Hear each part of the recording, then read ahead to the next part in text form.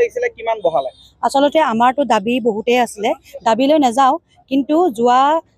2023 চনৰ অক্টোবৰ মাহত আমাৰ মাননীয় সমাজ কল্যাণ বিষয়া আমাৰ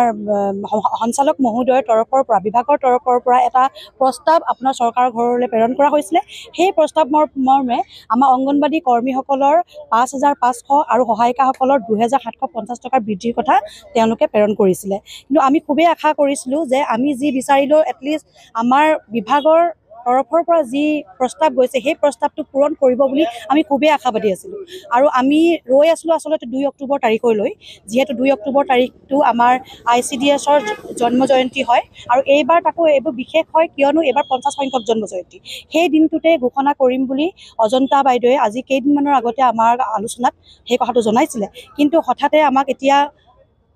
মাননীয় মুখ্যমন্ত্ৰী মহোদয়ে 2 অক্টোবৰ আগতীয়াকৈ কিয় ঘোষণা কৰিলে মাত্ৰ 1500 টকা এটা আমাৰ কৰ্মীসকলৰ বাবে আৰু সহায়িকাসকলৰ বাবে মাত্ৰ 750 টকা আমি আচলতে আচৰিত হৈছোঁ আমাৰ আচলতে মুখৰ মাতে হেৰাই গৈছে কিমান বহা আপোনালোকৰ প্ৰস্তাৱত কিমান আছে 5,500 টকা আছিলে কৰ্মীসকলৰ বাবে হয় আৰু আমাৰ সহায়িকাসকলৰ বাবে আছিলে 2,750 টকা বৃদ্ধিৰ প্ৰস্তাৱ দিয়া হৈছিলে এতিয়া কি কৰিব আপোনালোকৰ পৰৱৰ্তী পদক্ষেপ এতিয়া আমি মাত্ৰ অপেক্ষা আমি আন্দোলন কৰিম বা কিবা এনেকুৱা প্ৰতিবাদ কৰিম বুলি আচলতে ওলাই অহা নাই আমি মাত্ৰ অনুৰোধ কৰিছোঁ আমি খুবেই আশাবাদী আমাৰ মাননীয় মুখ্যমন্ত্ৰী মহোদয় কামৰ সলনি এটা মজুৰি এটা মাননি উচিত মাননি দিব বুলি আমাৰ বিশ্বাস আৰু আমি সেই বিশ্বাসটোকে আগত লৈ আমি আমাৰ কামখিনি কৰণীয়খিনি সদায় কৰি যাম আমাৰ যিহেতু আমাৰ দায়বদ্ধতা আছে আমি আমাৰ নিজৰ চুবুৰীটোৰ গোটেই মানুহখিনিৰ হৈ আমি কাম কৰি থাকোঁ সেইখিনি আমাৰ যি দায়বদ্ধ আছে যি দায়িত্ব আছে আমি কৰি যাম সেইটো তেওঁক আমি প্ৰতিশ্ৰুতি দিছোঁ কিন্তু আমিও আশা কৰিছোঁ আমি কাম কৰি যাওঁতে যাতে আমাৰ কোনো অসুবিধা নহয় সেই আমাৰ সুবিধা হোৱাকৈ তেওঁ আমাক আমাৰ মাননি যাতে বৃদ্ধি কৰি দিয়ে কি ক'ব বাইদেউ হয় কালি সিদ্ধান্তমৰ্মে যিটো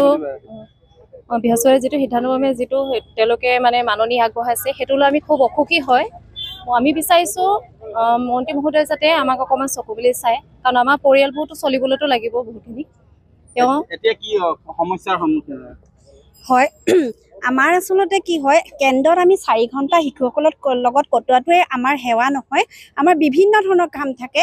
আমাৰ গৃহ পৰিদৰ্শন থাকে শিশুসকলৰ ওজন উচ্চতালৈ আমি পুষ্টিহীনতাত ভোগা শিশুসকলক উলিয়াই আমি NRCলৈ প্ৰেৰণ কৰিব লাগে আৰু বিভিন্ন ধৰণৰ আমাৰ কাম আমাৰ দিনটোত মানে 24 ঘণ্টাই আমি চাব লাগে যে আমাৰ আজি কি মানে কাম আহিব গতিকে এই কামৰ মূল্য উচিত মূল্য যদি মুখ্যমন্ত্ৰীয়ে আমাক দিলেহেঁতেন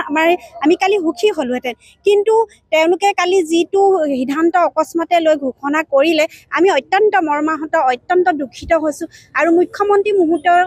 মহোদয়লৈ এই মুহূৰ্তত মই মাত্ৰ অনুৰোধ কৰিব বিচাৰিছোঁ তেওঁ যাতে পুনৰ এই কথাটো বিবেচনা কৰি চায় আৰু আমাৰ কামৰ উচিত মূল্য দি আমাক কৃতাৰ্থ কৰে